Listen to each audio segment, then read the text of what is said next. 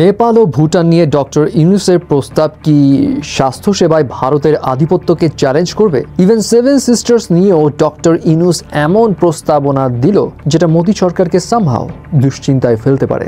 বিষয়টা ব্যাখ্যা করি তাহলে বুঝবেন।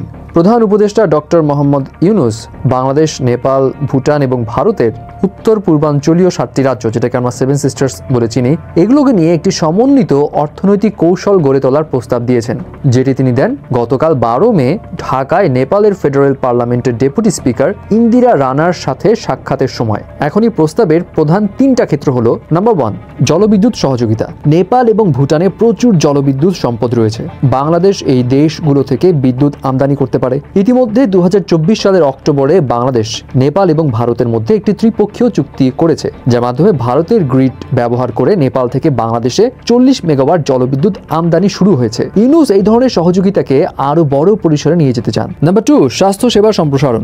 ডক্টর ইউনূস বলেছেন, বাংলাদেশের রংপুরে 1000 শয্যার যেই হসপিটাল নির্মাণ করা হবে, সেখানে নেপাল এবং ভুটানের রোগীদের জন্য উন্মুক্ত করে দেওয়া হবে। এর মাধ্যমে বাংলাদেশ আঞ্চলিক স্বাস্থ্য সেবার একটি কেন্দ্র হিসেবে গড়ে উঠতে পারে। এটি নেপাল এবং ভুটানের মানুষের জন্য সাশ্রয়ী এবং মানসম্পন্ন চিকিৎসার সুযোগ তৈরি করবে। নাম্বার 3, সড়ক সংযোগ ও অবকাঠামো। ডক্টর ইউনূস নেপাল এবং ভুটানের সাথে সরাসরি সড়ক সংযোগ উন্নত করার কথা বলেছেন। এটি বাণিজ্যের খরচ কমাবে এবং মানুষ ও পণ্যের চলাচল সহজ করবে। এবং এখানে একটা বিষয় হচ্ছে, এই সড়ক সংযোগ হলে ভারতের সেভেন সিস্টার্সও কিন্তু এই সংযোগ থেকে উপকৃত হতে পারে। এখন ডক্টর ইউনূসের মূল কথা হলো, এই 4টা অঞ্চল মিলে একসাথে কাজ করব, আলাদাভাবে নয়, একসাথে কাজ করলেই বেশি লাভবান হব।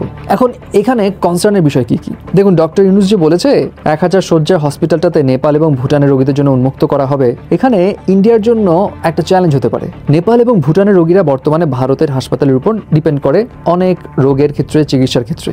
এখন বাংলাদেশের উন্নত স্বাস্থ্যসেবা যদি কেন্দ্র গড়ে তোলা হয়, তাহলে এই রোগীরা বাংলাদেশে যাবে, যেটা ভারতের স্বাস্থ্যসেবা খাতের আয় এবং আঞ্চলিক প্রভাব কমাতে পারে। এবং বাংলাদেশ যদি নেপাল এবং ভুটানের জন্য স্বাস্থ্যসেবার কেন্দ্র হয়ে ওঠে, তাহলে দক্ষিণ এশিয়ায় বাংলাদেশের প্রভাব বাড়বে। সো এটা স্বাস্থ্যসেবায় ভারতের যে আধিপত্য ছিল, সেটাকে চ্যালেঞ্জ করতে পারে।